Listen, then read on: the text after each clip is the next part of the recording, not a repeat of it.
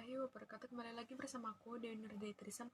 Di video kali ini aku bakal ngasih materi lagi mengenai seminar penelitian akuntansi, yaitu mereview dan analisis kritis artikel. Judul penelitian artikelnya yaitu moderasi manajemen laba, kualitas auditor internal, strategi bisnis, dan pelaporan keberlanjutan kinerja ekonomi. Nah, video aku kali ini adalah untuk memenuhi salah satu tugas atau UTS dari mata kuliah seminar penelitian akuntansi. Yuk kita masuk ke materinya. Oke guys, kita lanjut ke materinya. Yang pertama, apakah yang menjadi motivasi atau isu, research gap, atau fenomena yang sedang terjadi sehingga memicu penelitian ini dilakukan? Yang pertama, motivasi atau isu. Kinerja ekonomi perusahaan dapat dilihat melalui return saham tahunan dalam perusahaan. Kinerja tersebut dilihat dari perspektif pasar modal melalui return saham tahunan atau tingkat pengembalian saham atas investasi yang dilakukan oleh investor. Lalu selanjutnya research gap. Yang pertama auditor internal, yang kedua strategi bisnis, yang ketiga sustainability report, dan yang keempat earning management. Selanjutnya fenomena. Manajemen yang dinilai prestasinya dalam menghasilkan laba akan cenderung melakukan pengelolaan laba secara oportunistik. Menurut Maheswari dan Nugroho pada tahun 2014 nomor 1, hal ini mengakibatkan turunnya tingkat perekonomian kinerja atau economic performance sebagai akibat dari praktik manajemen laba berdasarkan oportunistik perilaku seorang manajer. Selanjutnya yang kedua, jelaskan artikel-artikel utama dalam penelitian. Yang pertama, faktor yang mempengaruhi kinerja ekonomi mulai banyak dilakukan oleh para peneliti. Selanjutnya yang kedua, penelitian yang dilakukan salah satunya dengan menggunakan unsur manajemen laba sebagai variabel moderasi. Yang ketiga, manajemen laba didefinisikan sebagai upaya manajer perusahaan untuk menginterpretasikan atau mempengaruhi informasi dalam laporan keuangan dengan tujuan untuk mengelabui pemangku kepentingan yang ingin mengetahui kinerja dan kondisi keuangan. Lalu selanjutnya peneliti sebelumnya telah menunjukkan bagaimana tingkat pengungkapan dapat memberikan keuntungan finansial bagi perusahaan. Lalu yang kelima, semakin tinggi tingkat pengungkapan laporan berkelanjutan, semakin besar tingkat transparansi perusahaan akan menunjukkan peningkatan tata kelola perusahaan. Lalu yang ketiga, apakah yang menjadi kebaruan atau novelty dari penelitian ini?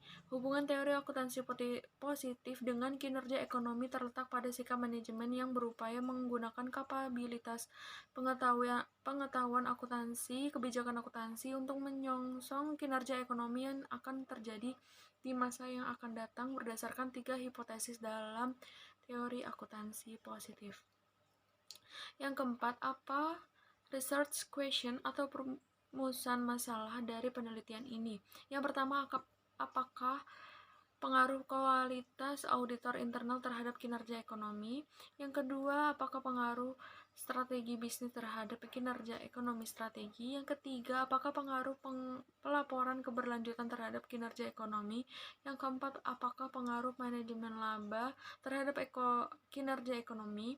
Yang kelima, apakah pengaruh kualitas auditor internal terhadap kinerja ekonomi dengan manajemen laba sebagai variabel pemoderasi? Yang keenam, apakah pengaruh strategi bisnis terhadap kinerja ekonomi dengan manajemen laba sebagai variabel moderating? Strategi bisnis memiliki peran besar dalam merangsang manajer untuk melakukan manajemen laba. Yang ketujuh, apakah pengaruh sustainability reporting terhadap kinerja ekonomi dengan manajemen laba sebagai variabel moderating?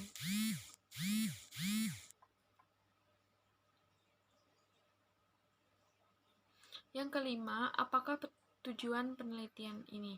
Yang pertama, untuk mempengaruhi kualitas auditor internal terhadap kinerja ekonomi. Yang kedua, untuk mempengaruhi strategi bisnis terhadap kinerja ekonomi strategi. Yang ketiga, untuk mempengaruhi pelaporan keberlanjutan terhadap kinerja ekonomi. Yang keempat, untuk mempengaruhi manajemen laba terhadap kinerja ekonomi. Yang kelima, untuk mempengaruhi kualitas auditor internal terhadap kinerja ekonomi dengan manajemen laba sebagai variabel pemoderasi. Yang keenam, untuk mempengaruhi strategi bisnis terhadap kinerja ekonomi dengan manajemen laba sebagai variabel moderating. Strategi bisnis memiliki peran besar dalam merangsang manajer untuk melakukan manajemen laba. Yang ketujuh, untuk mempengaruhi sustainability reporting terhadap kinerja ekonomi dengan manajemen laba sebagai variabel moderating. Yang keenam, apakah kontribusi dari penelitian ini?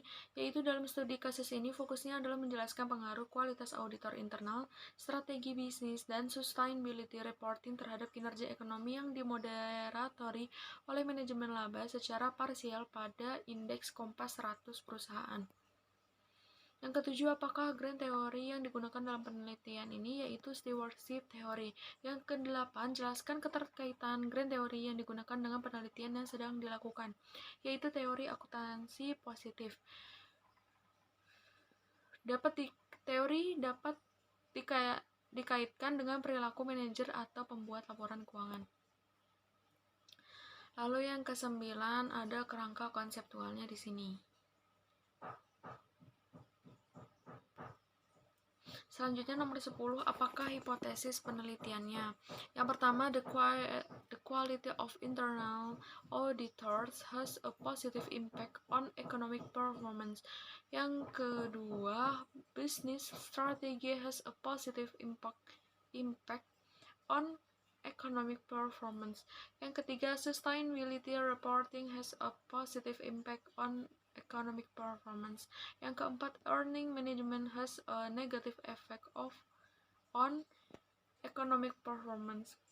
Yang kelima, earning management has a negative effect on the relationship of internal auditor quality to economic performance. Yang keenam, earning management has a negative effect on business strategy relationships against economic performance. Yang ketujuh, negative earning management is negative on sustainability report relations against economic performance. Lalu yang ke-11, jelaskan metode penelitian yang digunakan.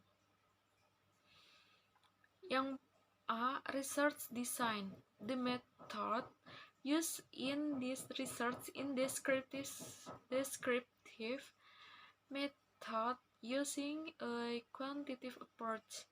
In this study, using secondary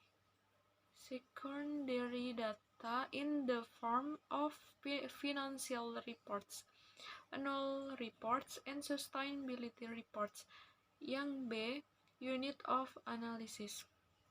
The population of this study is the Kompas 100 index company list on the Indonesia Stock Exchange atau IDX. The study period includes data in 2013 until 2016 to better reflect current condition. Yang C, sampel teknik, yaitu teknik penarikan sampel menggunakan teknik metode purposive sampling, yaitu penelitian hanya memberikan kuesioner untuk level tertinggi saja. Oke, cukup sekian video aku kali ini. Semoga ilmu yang aku berikan bermanfaat. Kurang lebihnya mohon maaf. Wassalamualaikum warahmatullahi wabarakatuh. See you at the next video.